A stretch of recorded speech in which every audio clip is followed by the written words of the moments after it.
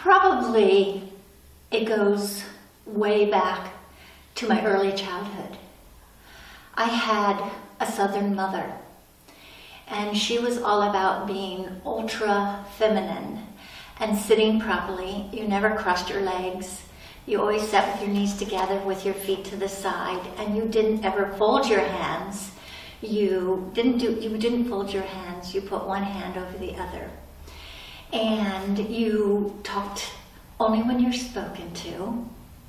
And this was back in the 50s. And my mom used to sit me and my sister down and teach us how to sit and how to sit properly and how to be a woman, and just talk softly. And that's how she was. She was very sweet and spoke softly, and she taught us that. And then I was like, well, this is nice in certain situations, but it's not going to work for me talking to people because I am not that way.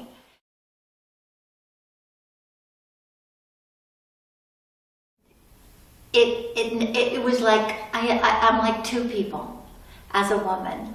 I am a female woman of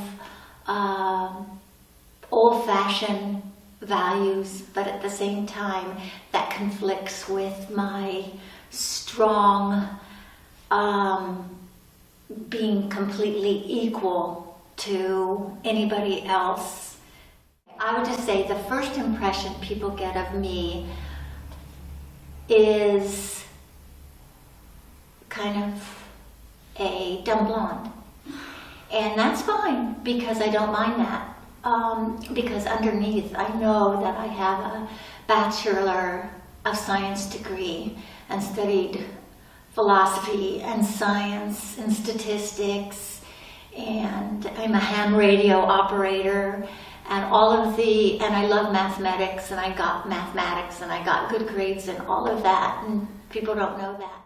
I know that I'm completely opposite of what they think. And first impressions, they say those are the ones that are the most important. And I'm like, well, I kind of like I don't mind that first impression. I like people's second impression, from when they're like, wow, when I first met you, I thought you were like dumb because you have a high-pitched voice.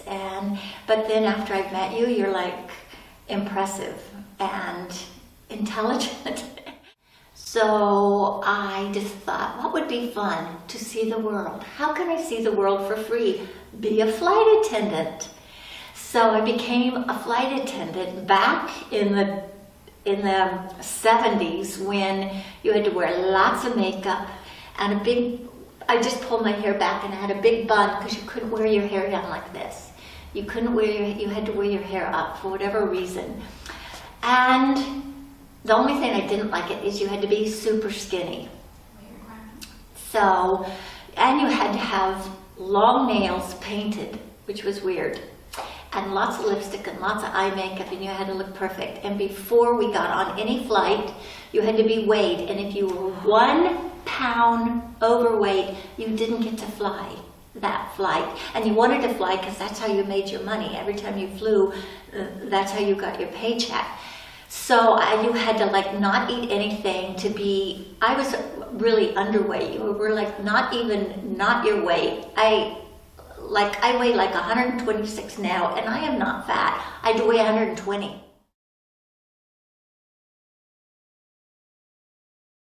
Because I was living in Texas, I met Bill, my husband.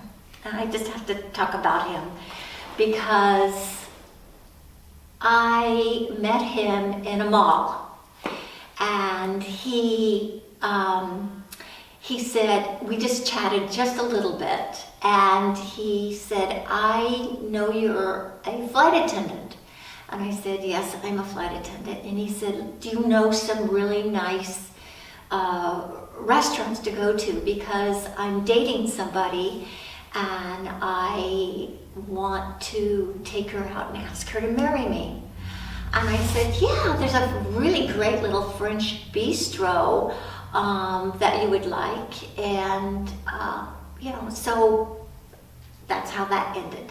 So I ran into him again in the same mall, maybe a month later. And I said, hey, hi. I said, how did that go? And she said, well, I took her to that cute little restaurant you told me about, and I asked her to marry me, and she said no. I said, oh, really? She did not want to marry a divorced man with 3 children.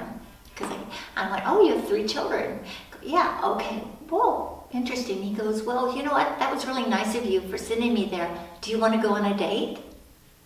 And I went, yeah, I'll go on a date. I went on a date with him. It was amazing. On that date, he said, we had fun, didn't we? I go, yeah. He goes, you want to get married? And I said, yeah, I do. I go, when? Like in a year or 2? And he went, no, how about next Saturday? And I said, whoa, really? And he said, yeah, let's get married. And I said, okay, let's do it. And so I called up my mom and dad and I said, hey, Mom and Dad, 2 things. They go, what? I go, one is I'm not going to fly any, of course. Bill said, I do not want a wife of mine being a flight attendant and flying all over the place. I know how that is, because I told him a few stories. It was the 70s after all. So I said, Mom and Dad, I'm quitting flying. Why? Because we get to fly all over for free. Because that was the thing that you had when the parents of a flight attendant couldn't fly anywhere. And we were called stewardesses back then. So, and the other thing is I'm getting married. And they went like, to who? And I went, well, you don't know him, you haven't met him, but he's a really cool guy, and I really like him, and we click. He goes, how long have you known him? I said, well, not very long. And I said, so we're getting married October 11th, be there. Get a ticket and come. You can fly for free and come, because they lived in Denver, Colorado. And so I got married on October the 11th, 1975, and that was over 40 years ago, so it worked. But I married a person who was attracted to my soul, my personality, how I talked, and when you connect with a person who is like a soulmate, you know immediately. And I knew immediately, and it's never changed.